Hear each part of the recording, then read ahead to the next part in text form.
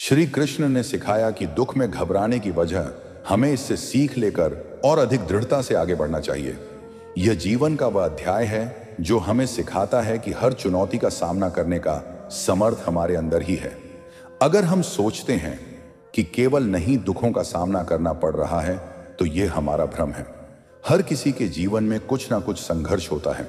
बस फर्क इतना है कि कुछ लोग अपने दुखों को स्वीकार कर उन्हें अपनी ताकत बना लेते हैं, जबकि कुछ लोग अपने दर्द में डूब कर टूट जाते हैं। जीवन का उद्देश्य यह नहीं है कि हम हार मानकर बैठ जाएं, बल्कि यह है कि हम अपने हर संघर्ष से जीत हासिल करें। सूरज की तरह चमकना है तो पहले झेलना पड़ेगा। जीवन में जीतने के लिए पहले संघर्ष करना पड़ेगा। दुख और सुख दोनों ही हमारे सफर का हिस्सा है। अगर हम केवल सुख की कामना करें और दुख से बचने की कोशिश करें तो यह संभव नहीं है। जीवन में संतुलित बनाए रखना ही सच्चा ज्ञान है। जब अपने जीवन में सुख दुख को समान भाव से स्वीकार करना सीख जाते हैं, तभी हम सच्ची शांति को प्राप्त कर सकते हैं। श्री कृष्ण ने गीता में कहा है कि मन को शांत रखना ही सबसे बड़ी विजय है। जब हम अपने मन को स्थिर कर लेते हैं तो दुख का प्रभाव हम पर नहीं पड़ता। हम उसे एक चुनौती मानकर स्वीकार कर लेते हैं और उसे पार करने का संकल्प लेते हैं। यही जीवन का सत्य है कि हर मुश्किल के बाद आसानी का मार्ग खुलता है। श्री कृष्ण कहते हैं, यदि झुकना है तो विनम्रता के आगे झुके। किसी की शक्ति, रूह या धन के आगे झुकना आपको कमजोर नहीं बल्कि स्वाभिमानहीन बना सकता है। विनम्रता के आगे झुकने का मतलब है अपने अहंकार को त्यागना और सच्ची ताकत को पहचाना। विनम्रता से झुकना सीखें आपको आंतरिक बल प्रदान करती है, जबकि शक्ति और धन के आगे झुकना आपकी आत्मसम्मान को कम करता है। संशय करने से सबसे ज्यादा नुकसान आपको ही होता है। इसलिए जो भी करें पूरे विश्वास और स्पष्ट के साथ करें। याद रखें, जिसने मां को जीत लिया उसने पहले ही परमात्मा को प्राप्त कर लिया। मां को नियंत्रित करना ही सफलता की कुंजी है। हर परिस्थिति में अपने क्रोध पर नियंत्रण रखें। यदि आप क्रोध के समय शांत रहना सीख जाते हैं तो आप कठिन परिस्थितियों में भी सही निर्णय ले सकते हैं। जो बीत गया उस पर दुख क्यों करना, जो वर्तमान है उस पर अहंकार क्यों करना, और जो आने वाला है उसका मोह क्यों करना। जीवन एक सफर है और इस सफर को खूबसूरत बनाना सिर्फ आपके हाथ में है। हर दिन एक नए अवसर है और हर अनुभव आपको मजबूत बनाने का मौका देता है। लेकिन यह सफर तभी सुंदर हो सकता है जब आप इसे सकारात्मक दृष्टिकोण से देखें और हर परिस्थिति को सीखने का मौका। मन जीवन में कुछ सच इतने कड़वे होते हैं कि हम उन्हें अनसुना कर देना चाहते हैं, लेकिन यहीं पर असली सीख छुपी होती है। यह कड़वे सच हमें हमारी असलियत से रूबरू कराते हैं और हमारी कमजोरी को दूर करने का मौका देती है। जब आप सच का सामना करते हैं तो आप अपनी ताकत को पहचानते हैं और आगे बढ़ाने के लिए साहस पाते हैं। दुनिया तब तक आपकी कदर नहीं करेगी जब तक आप खुद अपनी कदर नहीं करेंगे। याद रखें, जिंदगी में आपकी जीत इस पर निर्भर करती है कि आप कितनी बार गिरने के बाद फिर से खड़े हो सकते हैं। जीवन में विपत्ति कभी भी और कहीं भी आ सकती है। ऐसे समय में आपकी सबसे बड़ी ताकत होती है आपके गुण। जब स्थिति में चुनौतीपूर्ण होती है तब आपका ज्ञान ही वह हथियार बनता है जो आपको सही निर्णय लेने में मदद करता है। ज्ञान अंधकार में रोशनी की तरह है जो आपको रास्ता दिखाता है। केवल ज्ञान होना ही काफी नहीं है, उसे बुद्धिमानी से लागू करना भी जरूरी है।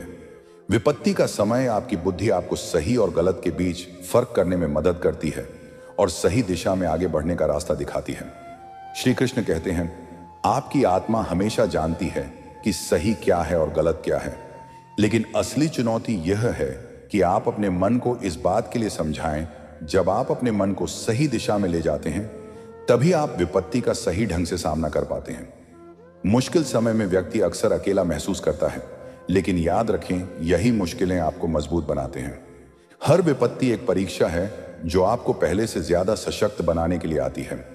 जो आपको सम्मान दे उसी को सम्मान दीजिए। सम्मान का आदान प्रदान सच्चे रिश्तों की बुनियाद है, लेकिन किसी की हैसियत देखकर सर झुकाना कायरता का लक्षण है। स्वाभिमान से जीना ही असली साहस है।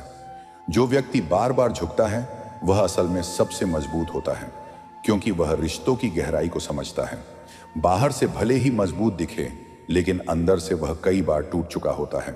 इस दुनिया में हर व्यक्ति किसी न किसी तरह से आघात का सामना करता है, लेकिन वही व्यक्ति विजयी होता है जो उन आघातों से सीख कर आगे बढ़ता है।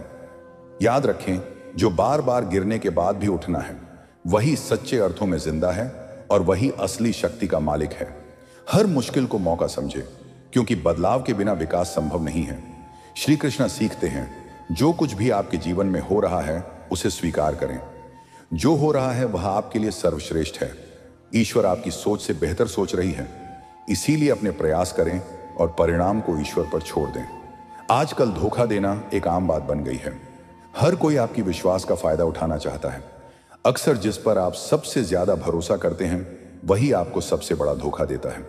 यह कड़वी सच्चाई तब तक समझ में नहीं आती जब तक बहुत देर ना हो चुकी हो। यही कारण है कि किसी पर भी आंख मूंद कर भरोसा करना आपकी सबसे बड़ी गलती हो सकती है। जो लोग आपकी पीठ पीछे आपकी बुराई करते हैं वह आपके सबसे बड़े दुश्मन नहीं होती, बल्कि वह आपके सबसे बड़े शुद्ध चिंतक होते हैं। वह आपको आपकी कमजोरी का आईना दिखाते हैं ताकि आप अपने आप को सुधार सकें। गीता में लिखा है, जब भक्ति में मन लगने लगे तो समझ लेना अपने भगवान को। नहीं, भगवान ने आपको चुना है। कोई कुछ भी बोले, स्वयं को शांत रखो। धूप कितनी ही तेज हो, समुद्र सूखा नहीं करते। कान भरने वालों से हमेशा सावधान रहें। ये अच्छे अच्छे रिश्तों को बिगाड़ देते हैं।